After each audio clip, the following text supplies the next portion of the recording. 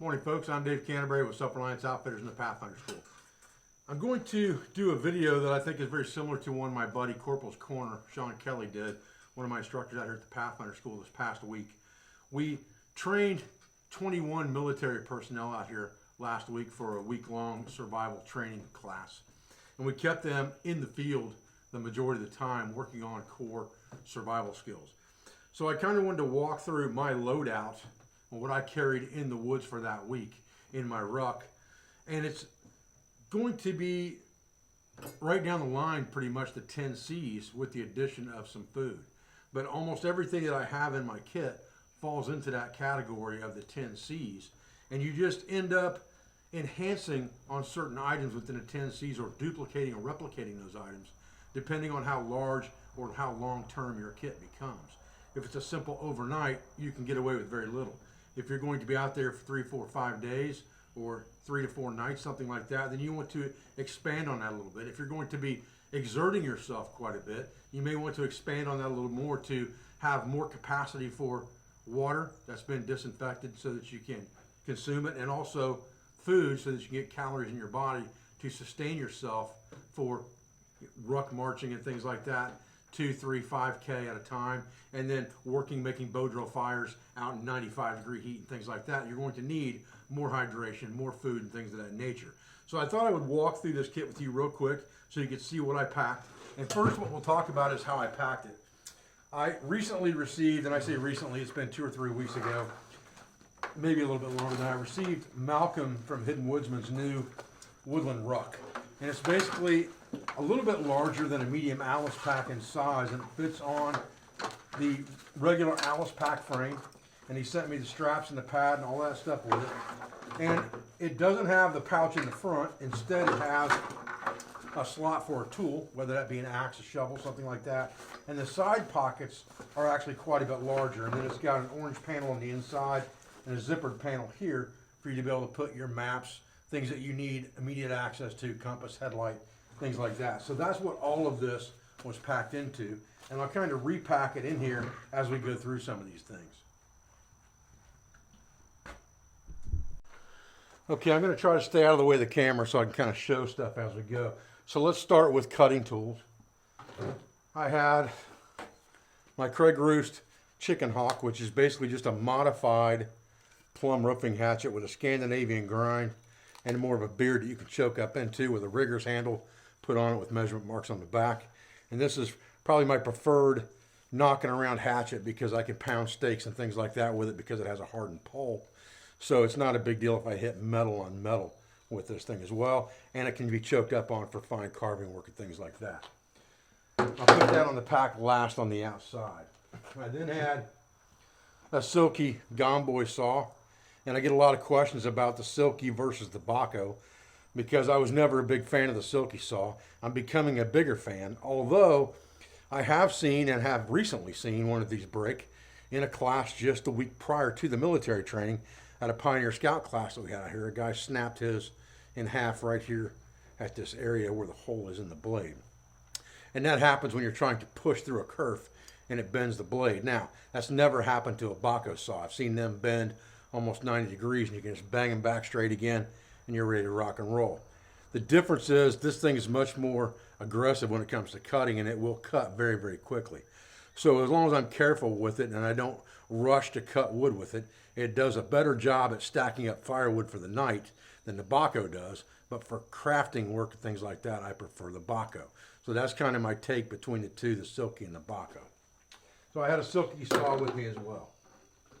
I had a Leatherman Super Tool 300, everybody knows what those are, on my belt, beside my Mora Garberg, same one I've always had here, the carbon steel one. It's the original prototype that has my name on it. I've been using it all along.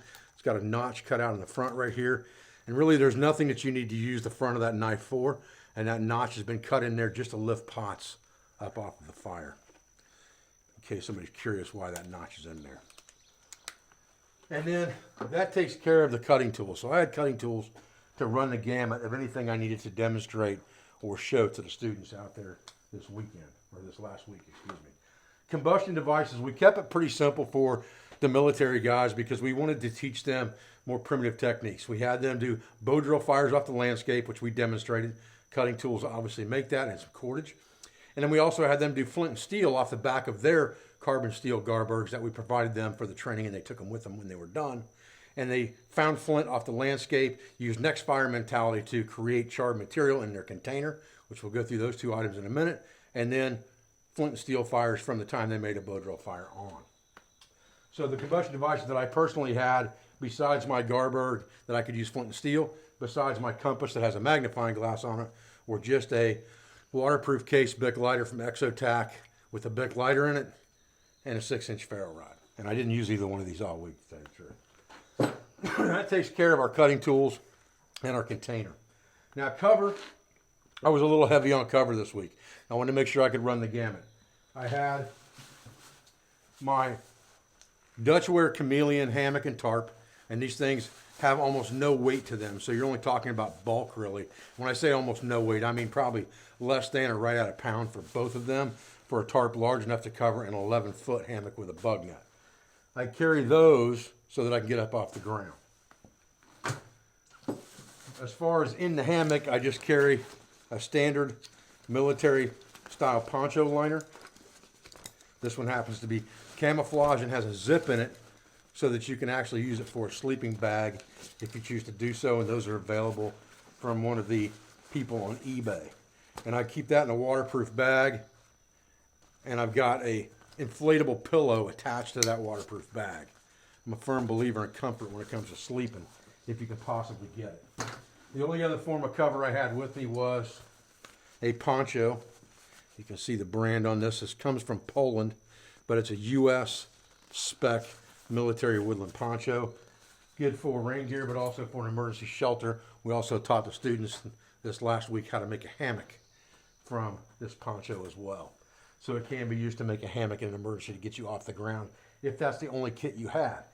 So it's a very preferable type of item to keep in like a haversack kit or a scout kit because it's so versatile. It can be a shelter, it can be rain gear, and it can even be a hammock in an emergency if it needs to be. You would just need a second one or a tarp to go with that to keep you out of inclement weather. So that takes care of the cover, and then I have some stakes, titanium stakes and straps for my hammock and tarp. And I keep all of that stuff in just a Hidden Woodsman, like a ditty bag. It just makes it really easy to put those items all in one bag and be able to get at them, as well as some of my other small things that I try to get at all the time on the trail. So that takes care of my cover element. And what I do is I just put that, I slide that down one side of this ruck and I stand it up. I've also got an orange schmog in here. We'll talk about that in a few minutes. And then I take a mat, excuse me, I forgot to talk about that. I've got a Snug Pack mat here that just blows up. I didn't use it at all, to be honest with you. I got it with me just in case it was going to get cold or the weather was going to change, and it just never happened. So I never ended up having to use it, so it was just a piece of gear I had that I didn't use. And I generally keep the hammock and tarp on the top of the kit as best I can so I can get to them very readily if I need to. Poncho goes on the very top. Now let's talk about containers real quick. I'll throw these combustion devices in this bag, get them off the table and out of the way. I'll throw these hangers. I generally keep right here in the top of this zip portion of this ruck so that I can get to them very, very quickly if I need to set up a shelter on the fly. And then other small bits and pieces I keep in this bag. So we've talked about cutting tools, we've talked about our combustion devices, we've talked about cover. That brings us to containers.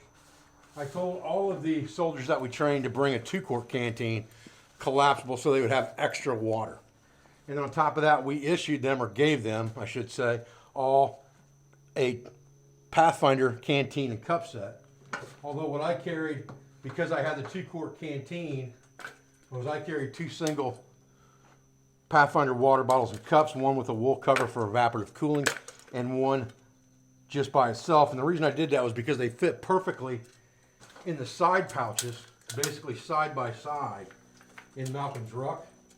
It's kind of, the pouches are a little bit large on the side of this ruck for just a canteen set. It kind of gets swallowed in there. The 2 32-ounce bottles will fit in there really good, nested next to each other.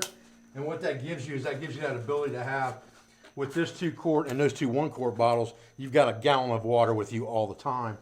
And you've got metal containers that you can boil, cook, and things like that in and make char. To go along with that, I had one of Rob Simpson's cup lids from Lost Wild Outdoors and just a military set of utensils. Again, they just go in the spare bag here. Which brings us to cordage. And I have the straps obviously for my hammock system, and then I have one extra ridge line that I use with the poncho. And I also have a 50-foot hank of paracord and about 1/4 of a roll of number 36 bank line. That's the excess of cordage that I carry with me, just so that I have extra cordage if I need it. And I usually just stuff this in the top here in this zipper container in case I need it, and I put the remainder in that pouch here. Set these off to the side for a minute. All right, so continuing down the list, cotton material, large orange smog, works as a waypoint trail marker for self-mapping, which we taught Paul methodology, self-mapping, as well as solar navigation to the military last week. So we use things like this as trail markers, not only just to wipe the sweat off our face, and also for carrying kindlings and things like that. Very versatile item, but also because it was orange, we used it for a waypoint marker for both camps to begin with before they went down for the night, as well as a waypoint where they could explore around on their Paul mapping. And I generally keep that right on the top of my pack at the end. And then as far as the navigational tools go, I have a map of the area, topo map of the area that we use to plot coordinates on, and a compass. MC2 is what we taught with this week. That's what all of those guys were carrying because we gave them to to carry to introduce them to the Sunto MC2. And then I had a set of pacing beads actually on the strap of my backpack as well, so that I had a way to keep track of my own pace. So that takes care of 2 of those last 5 C's. I carry a 1/2-inch roll of duct tape on a loop on my belt that I've got a paracord loop on. I did not have a 2-inch roll in my rucksack. I only had the 1-inch roll. I have the cloth sail needle taped to the back of my knife sheath where it always stays. And a headlamp with spare batteries goes inside this this catch-all pouch as well. And then that pretty much takes me down to anything that fell outside the 10 C's, which is food, because everything else so far has fell into one of those 10 C categories. So extra food-wise, I just had, as far as quick snack stuff, I had 3 licorice bars and a couple Snickers, and I had 3 or 4 coffee packs. Just add water coffee packs for quick stuff on the trail. That went on the top of my ruck here, with the poncho on top of that, smog beside that, map and compass in the top pouch, in the net pouch where it's easily accessible, just like that. And that left me with a large pouch on one side that's unused, and I just shoved my saw down in the side here, just like that. Put these on my belt, carried this over my shoulder. The large pouch that's on the side of this is just exactly the right size, that external pouch that's on the other side, for 2 full MREs. So I kept 2 full MREs in my pack all the time, in case we didn't go back to base camp, or in case we couldn't get meals and things like that out there where we were working out that day and we stayed for the night. I had 2 extra MREs in that pouch the whole time. And I know somebody's going to ask me what this pack weighs, and I have not weighed it. So I'm just going to close it back up here real quick, the tools back in it and all that, and then I'm going to take a guesstimation for you. It's going to be pretty close because I ruck quite a bit. I'm used to carrying 35 and 40 pounds on my back, so I know about what that feels like.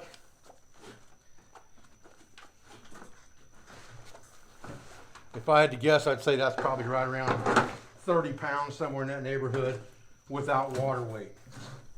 30 pounds without water weight. All right, guys, well, I'm Dave Canterbury with Self-Reliance Outfitters in the Pathfinder School. I appreciate you joining me today for a look at my training loadout for a week out in the wildlife area, training folks. I think it's a good thing to look at because it incorporates things that you wouldn't normally carry every day necessarily. Extra food, extra snacks, excesses of water for hot weather environments and those type things that you wouldn't normally see me carry in a video. that if I were actually planning to be out there for a few days, this is what I would carry. Would be something like this Loadout, and it all fits really, really well in Malcolm's new Wilderness Ruck, I believe it's called. And I'm really, really impressed with this ruck. It's really heavy duty in construction. It's comfortable. The suspension system that he created for the Alice Pack frame is very, very comfortable, as well as the waist belt. So good job on that, Malk. And I would just throw that on with a 2-quart canteen and drive on. I appreciate your views. I appreciate your support. I thank you for everything you do for our school, for our family, for our business, for our sponsors, instructors, affiliates, and friends. I've got to leave for Japan tomorrow, be gone for 5 days, 6 days, and I'll be back for the Pathfinder gathering. And hopefully I will see you there. It's pretty much sold out at this point. So if you've already bought tickets, can't wait to see you. If you haven't bought tickets, you can still come and mosey around the gathering. You just can't spend the night, and you can't take any hands-on classes that were pre-sold. But you're welcome. It is a public event that everyone is welcome to join and attend. We have about 20 vendors that are going to be there. I'd love to see you and shake your hand.